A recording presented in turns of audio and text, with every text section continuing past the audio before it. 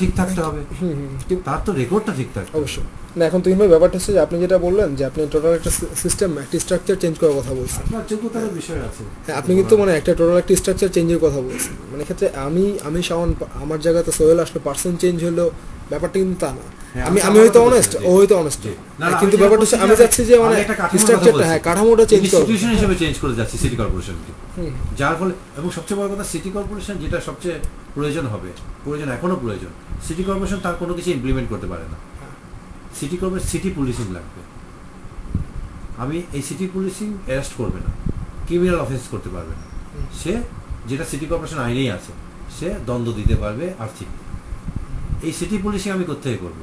Police করবো না, করবো বিভিন্ন স্বেচ্ছাসেবী সংগঠন, ছাত্ররা, একটা স্কুলের একটা ক্লাস ক্যাপ্টেন, একটা টিচার, একটা মসজিদের ইমাম, একটা পুরোহিত, বুঝতে পেরেছেন?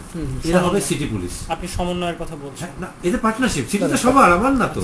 মানে সিটি পুলিশিং এর ব্যাপারটা হচ্ছে যে তারা হচ্ছে শহরের মানে বড় ধরনের ক্রাইম না, জাস্ট মানে শহরটা বড় ধরনের ক্রাইম তো ডিএমপি করবে, কিন্তু সিটির নাগরিক সেবাগুলোকে নিশ্চিত করার জন্য দ্বন্দ্ববিধান তারা করবে। আচ্ছা আচ্ছা, যে একটা এলাকার আপনার ক্লাসে যদি কেউ অপরিষ্কার করে প্রেমিসে, তাহলে ক্লাস ক্যাপ্টেন দণ্ড দেয়। আপনার মসজিদ কিংবা এই এলাকায় যদি করে মসজিদের ইমাম করবে। আপনার রাস্তায় যদি কেউ করে স্বেচ্ছাসেবী সংগঠন, সেখানে আমার ক্লাব আছে না, অমুক যুব সংগম, তারা করবে। তাতে সিভিল সোসাইটির প্রস্ফুরণ ঘটবে, মানুষ দায়িত্বশীল হবে, পার্টিসিপেশন বাড়বে এবং প্রত্যেকে মনে করবে এটা আমার কাজ। যতক্ষণ পর্যন্ত আপনি এই জিনিসগুলো না করেন, এখানে শাসক আর শোষিকের কোনো শ্রেণী বিন্যাস থাকবে না। যখনই শাসক আর শোষক হয়, তখনই কোনো সেবা মানুষ পায় না, তখনই পার্টিসিপেশন বাড়ানোর কথা বলছে। এখানে সবাই শাসক, সবাই শোষক, মানে এখানে একটা বড় একটা প্রবলেম কি জানেন, মানে এই যে আমাদের ঢাকা শহরে মানে প্রতিদিন কত মানুষ যে এই শহরে ঢোকে, কত মানুষ শহর থেকে বের হয়, কতজন আসে কতজন যায়, এটার কোনো এক্সাক্ট ফিগার ঢাকা শহরে মানে ঢাকা শহরের কারো কাছে না। আমি এই জন্য বলছি যে মানে আমি এই জন্য বলছি যে আপনি যে শহরটা নিয়ে প্ল্যান করছেন, আমি এই জন্য বললাম যে আপনি যে শহরটা নিয়ে প্ল্যান করছেন, যে মাস্টার প্ল্যান করছেন, মানে আপনার এই শহর সম্পর্কে মানে এই যে এক্সাক্ট ধারণাটাই আপনার শহরে এখনো কারো কাছে নাই বলে আমি মনে করি। কারণ আমি এটা কোনো ফিগার কোনো পাইনি। আমি পপুলেশন সায়েন্স ডিপার্টমেন্টে গেছি, আমি ডিসিসির কাছে গেছি, আমি যারা আদমশুমারি করে তাদের কাছে গেছি, ব্যানবেজে গেছি, কারো কাছে এক্সাক্ট কোনো ডাটা নেই, কোনো ফিগার নেই।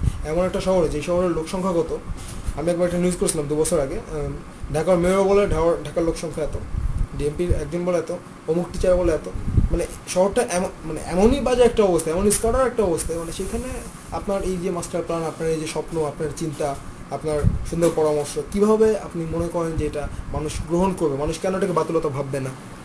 না, এটা তো ভাসমান লোকের কথা বলছেন। না, আমি ভাসমান না, আমি সব মিলে আপনি ওভারঅল আপনার শহরের একটা চিত্র, আমি ছোট একটা খণ্ডচিত্র দেখালাম। আপনি যদি মানুষকে একটা বাস্তবতা সম্মত সমাধান দিতে পারেন, যদি অপশন তৈরি করতে পারেন, আমি শুধু এটার জন্য না, উন্নয়নের ক্ষেত্রে না, ইলেকশনের ক্ষেত্রেও বলছি। আপনারা এখন আমার কাছে আসলেন, এখন রাত 10টা বাজে, আমি আপনাকে চা দিলাম, যদিও দিচ্ছি না, আমার এখানে খাওয়ার সুবিধা নেই, চা দিলাম আর একটা করে বিস্কিট দিলাম। আইদার আপনি চা খাবেন, তাহলে বিস্কিট খাবেন। আপনার তো প্রচণ্ড খিদা, সারাদিন বাইরে ছিল, আপনার প্রয়োজনটা হচ্ছে ডিনার। যদি আমি আপনাকে চা বিস্কিট দিই, চা বিস্কিটই তো খাবে। যদি আমি অপশন তৈরি করতে পারি ডিনার, তখন তো সবাই ডিনারই খাবে, বুঝে না, চা বিস্কিট কেউ ধরবে না। আমাদের সোসাইটিতে আমরা অপশন সৃষ্টি করতে পারছি না, শুধু বলছি। যখন আপনি অপশন সৃষ্টি করতে পারবেন, লোক কিন্তু ডিনারের দিকেই যাবে। রাজনীতির ক্ষেত্রে, ইলেকশনের ক্ষেত্রেও তাই। আমরা সৎযোগ্য বলছি, কিন্তু মডেল দিতে পারছি না।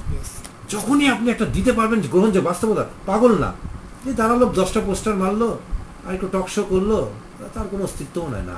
আপনি যদি অপশন বাস্তবে দিতে পারেন, আপনি সামনে প্লেট দিয়ে পরিবেশন করতে পারেন, সে কিন্তু অপশন দিবে।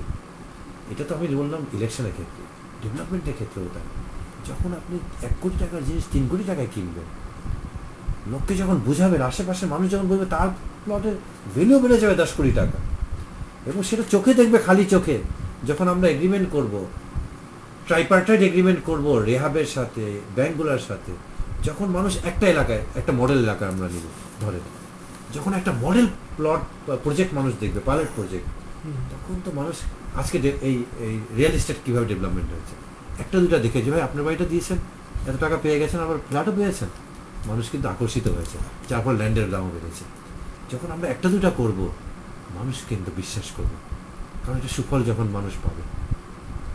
যখন একটা দুটা রাস্তা ডিসিপ্লিন অনুযায়ী চলবে, মানুষ দেখবে একটা দুটা রাস্তা উন্নত হয়ে গেছে। একটা দুটো তো যে কেউ তার লাইফ টাইম করতেই পারে, এটা কিন্তু খুব বড় কথা না। আমি যে কোনো একটা রাস্তা কিন্তু চারতলা করতেই পারি, খুব বড় কোনো জিনিস না। যখন দেখবে এই রাস্তাটা সবাই যাচ্ছে, হিট করছে, টোল দিয়ে দিয়ে হিট করছে, কেন করবে না? আপনি টিএনটির বিল ছিল 50 পয়সা, আর ফ্রি টক টাইম 50টা টক টাইম এমনি দিচ্ছে, তারপর টিএনটি থেকেও যাচ্ছে না, মোবাইলে যাচ্ছে, 1.5 টাকা 2 টাকা দিয়েও যাচ্ছে, কারণ এটা তার সুবিধা। কমিউনিকেশন কোনো ঝামেলা নাই, ভুতুরে বিল নাই। যখন মানুষ পয়সা দিয়েও যখন ভালো জিনিস পাবে, তখন কিন্তু মানুষ যাবে এটাতে। আজকে যদি খাঁটি গরুর দুধ আমি আপনাকে দিতে পারি, এনশিওর করতে পারি, চোখের সামনে যদি বানাতে পারি, আপনি 100 টাকা কিনে নেবেন। যদি মৌচাকে গাছে নিয়ে গিয়ে মধু কেটে আপনাকে দিতে পারি, 500 টাকা নেবেন। অপশন নাই তো দেখি আপনি ভেজালটা খাচ্ছেন। যদি ভালোটা আপনি দিতে পারেন, লোকে কেন নেবে না? আমাদের সমস্যাটা হচ্ছে আমরা অপশন তৈরি করতে পারছি না। ডক্টর নিশ্চয় কালকেও বলে গেছেন ও তরুণরা আগাও। আরে বাবা, তরুণরা আগাবে কোত্থেকে? তুমি তরুণদের কি দিচ্ছ? তরুণরা কোথায় যাবে? আপনি তরুণ, আপনি কি করবেন? বল তরুণরা নেতৃত্ব না, আপনি কোথায় নেতৃত্ব দিন? মার খাবেন তো। অপশন তো তৈরি করতে হবে। আমাদের যে সমস্যাটা হচ্ছে, আমরা শুধু বলি, অপশন তৈরি করি না। আপনি যখন আপনার চিন্তা, মেধা, মনন, প্রজ্ঞা এবং আপনার কর্ম দিয়ে যখন আপনি অপশন তৈরি করবেন, কাজ হয়ে যাবে। কেন হবে না বলেন? কি সব দেশ কোথায় চলে গেছে, আমরা এখনো বসে থাকবো? আর আমরা পড়াশোনা করছি, আপনি পড়াশোনা করছি, প্রতিনিয়ত আপনি কম্পিউটারে দেখলেন 5 মিনিটের মধ্যে একটা প্রোগ্রামিং আপনি চলে গেছেন। এগুলো কি আমাদের পুস্তকের মধ্যেই থাকবে, না আমার নিজের মেধার মধ্যেই থাকবে? এগুলো কি আমার নিজের জাতির জন্য মেধা খরচ করার কোনো কি আমার স্কোপ নাই? আমার মেধা কি আমি আমার দেশের জন্য করতে পারবো না? কোনো সুযোগই কি আপনারা কোনো তৈরি করে দিতে পারবেন না? যার ফলে যারা মেধাবী, যারা অপশন তৈরি করতে পারে, সব বিদেশ চলে যাচ্ছে এবং ওখান থেকে আসে না, কারণ ওখানে তো প্রতিফলনের সুযোগ আছে, এখানে কাজ করার এখানে সুযোগ নাই। আপনি কি করবেন আপনি মেধা নিয়ে? চিন্তা করে দেখেন। কিন্তু আপনাদের মাস্টার প্ল্যানের ক্ষেত্রে আমি যদি বলি গ্র্যান্ড ডিজাইনের ক্ষেত্রে মিডিয়া রেসপন্স, মিডিয়া কাভারেজ, এগুলো আপনি কিভাবে পাচ্ছেন? এগুলো তো অবশ্যই ইনফ্লুয়েন্সিয়াল কথা, অবশ্যই লজিক্যাল কথা। মিডিয়া তো আমি পাচ্ছি না। কেন পাচ্ছি? বললাম এটা তো রেকর্ডে বলা কঠিন। মিডিয়াতে অনেক হিসাবপত্র আছে, সেটা অনেক সব পরে বলবো। বাট মিডিয়া আমি অ্যাট্রাক্ট করতে বাধ্য হব, আমি এমন কাজ করব, মিডিয়া বুঝে নিবে যে এই লোক ডিফারেন্ট মানুষ, এটা নিজের জন্য, পাবলিসিটির জন্য। মোরাললেস কতদিনের ভিতরে আমরা আশা করতে পারি যে আপনি মিডিয়াতে আসছেন? কারণ ডক্টর তুহিন মালিকের নাম্বার সংগ্রহ করতে এটা খুঁজে বেড়াতে হয়। ডক্টর তুহিন মালিককে কেন লোক, আমি ইচ্ছা করে এটা করেছি। সব ক্যান্ডিডেট যা কার্ড দিয়েছে, ভিজিট করুন, সবাই তার নম্বর দিয়ে দিয়েছে। আমি এটা করিনি, ওয়েবসাইটও করিনি। জনগণ আমাকে আপনার আমার প্রতি একটু লজিক্যাল গ্র্যান্ড ডিজাইন গুলো কিভাবে মানুষের কাছে পৌঁছাবে মানুষ? আমি চাচ্ছি মানুষের একটু কোয়েরি হোক। আপনার পিপাসা না হলে আপনি কুয়ার কাছে যাবেন না, পানির কাছে যাবেন না। আমি চাচ্ছি যে আপনি ভুগেন, আমার মতো ভুগেন, প্রত্যেকটা মানুষ ভুগে একটা সমাধান খুঁজুক। আমি তো গডফাদারের মতো সমাধান দিব না, আর আমি তো সমাধান দেওয়ার লোক না। আপনার চাহিদা না হলে তো আপনি কোনোদিন যাবেন না। প্রত্যেকটা মানুষই ফিল করুক যে আমরা দুঃখে আছি, আমরা কষ্টে আছি, তখন না কাঙ্ক্ষিত পরিবর্তনটা আসবে। এটা কি আপনি ওয়ান ওয়ে কমিউনিকেশন বলবেন? ওয়ান ওয়ে কমিউনিকেশন না, আপনি পরিবর্তনটা আপনি খুঁজে নেন, আপনার প্রতিভূটা আপনি খুঁজে নেবেন যে আমি কার কাছে গেলে এটা পাবো। আপনি কেন আসলেন আমার কাছে? তাহলে দাঁড়াচ্ছে ওয়ান ওয়ে কমিউনিকেশন, যে ওয়ান ওয়ে কমিউনিকেশন আমি টু ওয়ে হয়ে যাবে। আমি আসছি, টু ওয়ে হবে। কমিউনিকেশন সবসময় মাল্টি ওয়ে কমিউনিকেশন, এখানে হয়ে যাবে। এখন হয়ে যাবে। আর মিডিয়ার কথা আপনি যে বলছেন, আপনি তো আগ্রহ সৃষ্টি করতে হবে। মিডিয়া এমনি আসবে না, মিডিয়া এখন আসবে। আমার কিছু প্ল্যান হচ্ছে, কিছু প্ল্যান আমি করছি। আমি প্রতিদিন রাস্তা পরিষ্কার করবো, প্রতিদিন একদম, যতদিন ইলেকশন আপনি মানে যে কদিন যেই রাস্তার যেই স্পটে থাকবেন, আপনি খালি আমাকে একটা ফোন দিন, পরিষ্কার করা যায়।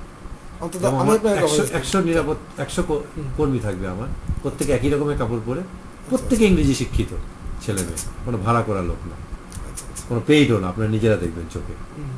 প্রত্যেকে তারা নিজেরা ফিল করছে যে না, এটা পরিবর্তন দরকার। আমার জন্য করছে না, আমি নেতা হবো সেই জন্য না, তারা ফিল করছে যে পরিবর্তনটা প্রয়োজন। হয়তো আমি একটা উপলক্ষ, আমি না আসি তো কি হলো, আমার পাশ করা তো দরকার নাই তো ভাই। আমি যদি একটা মেসেজ রেখে যেতে পারি, কাজে দিবে তো, আজকে না হোক কালকে কাজে দিবে। আমার তো পাস তো ইম্পর্টেন্ট, যেন অন্য কোনো সময় বলতে পারে যে না, ইলেকট্রন তো চেষ্টা করছে না, এই একটা কাজ হয়েছে, একটা কাজ তো হয়েছে, আমরা পরেরটা করি একটা।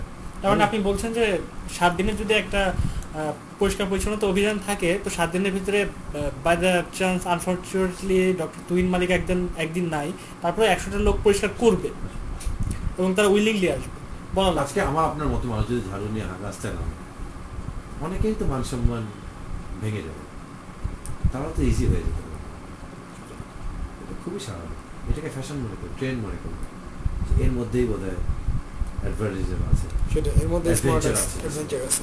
মানুষ হিরোইন কেন খাচ্ছে, সিগারেট কেন খাচ্ছে, সিগারেটে কি আছে, কিচ্ছু নাই, আমি তো কোনোদিন বুঝি না, মনে করি এর মধ্যে একটা অ্যাডভেঞ্চার আছে, মেয়েরা দেখবে, রোমান্টিজম আছে, একজনের দেখে দর্শন করছে। বাই দ্য ওয়ে, আপনাকে একদিক থেকে আপনি ভালো একটা জিনিস, গান্ধীবাদী মনে হচ্ছে, আরেকদিক থেকে আমাকে মনে হচ্ছে যে প্রাইভেটাইজেশন, কমার্শিয়ালাইজেশনের প্রতীক। আপনি হ্যাঁ, কিভাবে বলতে তাই তো প্রাইভেটের সাথে গান্ধীবাদের কোনো ইয়ে নাই, কনফ্লিক্ট নাই, কোনো কনফ্লিক্ট নেই। এটা যারা বলে তারা একটু অসুস্থ, একটু তারা অসুস্থ, তারা অসুস্থ। গান্ধী তো সবচেয়ে বড় মডার্ন, রবীন্দ্রনাথ সবচেয়ে বড় মডার্ন। এক্সপ্লেন করুন। গান্ধী কি করেছে? সে নিজের পোশাক নিজে বুনেছে, যার ফলে আজকে এই ইন্ডিয়া। আজকে ইন্ডিয়া থেকে আমাদের শেখার আছে, শেখার আছে, হ্যাঁ, তাদের দেশপ্রেম, এই পার্সপেক্টিভ থেকে তাদের বলছেন। একতাবোধ, তাদের ন্যাশনাল কনসেনসাস। আমাদের ওদের 100 ভাগের এটা বললে বড় ঠিক হবে না, দেশপ্রেম আমাদের আছে কিনা সন্দেহ আছে।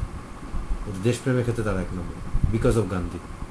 আমাদের একটা গান্ধীর মতো নেতা দরকার ছিল, ছিল লোকজন ছিল আমাদের, কিন্তু আমাদের ইতিহাস তো আমরা নিজেরা লিখি, ইতিহাসকে লিখতে দেই না, সমস্যা এখানে।